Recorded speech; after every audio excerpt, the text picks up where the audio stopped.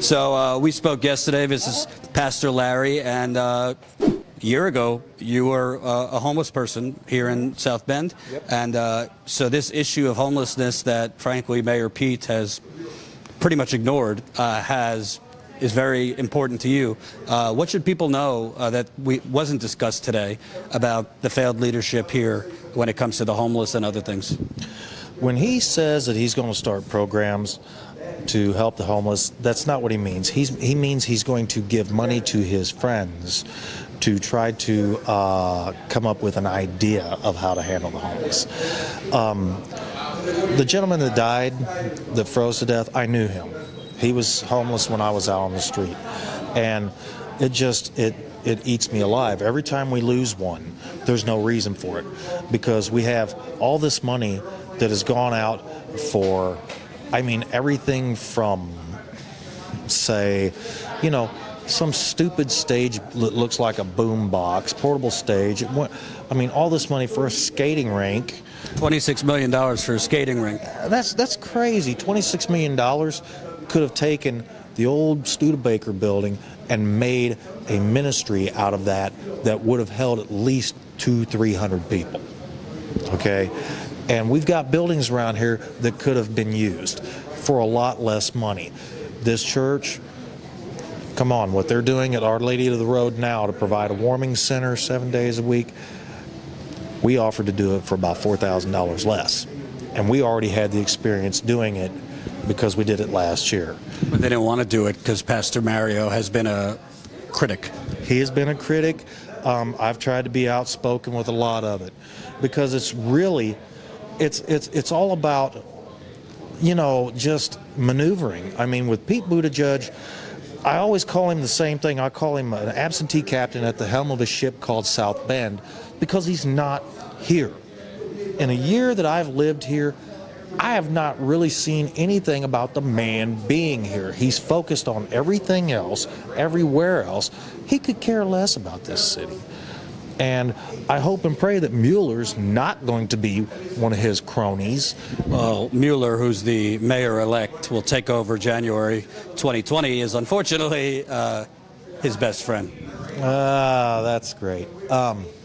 Man. Well, then I think we're probably hit, to put it that way, But the whole thing is, we're not going to shut up. The homeless need a voice out there. Pastor Sims, his voice is what got me, involved. And I want to be able to, help put another voice for the homeless. Lisa Lowe puts a voice out on the homeless. We need to help get these people the programs they need and the housing they need to start another life. It's striking to me because my cameraman and I went around the city today with Henry Davis Sr. And it was, to me, it was like Pete's demolition tour. Everywhere you went was just empty. But we saw a couple of locations that had new, looked like a condo that was made for the homeless, this and that. And it looked nice, but there was zero services in that neighborhood. There was no supermarkets, no laundromats, no buses, no anything that you could have services. So they basically, yes, it's nice, they had a building for the homeless, but there's nothing there. It's basically actually they did have a nice view across the street of an empty lot that, what would you say, that went down for at least half a mile, that empty lot? Because he bulldozed all those homes in the 1,000 homes in 1,000 days. So we see even in the inadequate parts of inadequate number of condos and affordable housing that he's provided for the homeless, there's no services there. It's almost like he's putting them somewhere to exist, but not really to live.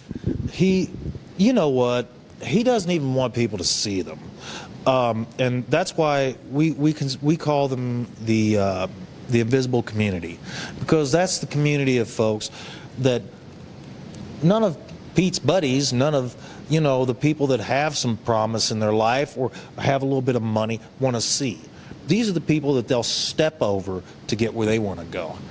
And it's a shame that it has to be that way, because I've met so many wonderful people while homeless and going to certain places where the homeless gather good people, you know, that they just needed shot.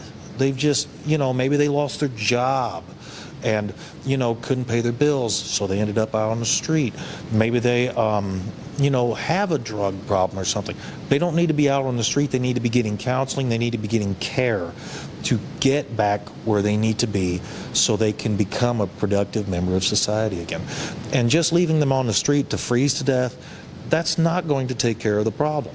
It's not. It's just going to make the problem worse, and it's not going to go away. It's not a black problem. It's not a white problem. It's a human being problem.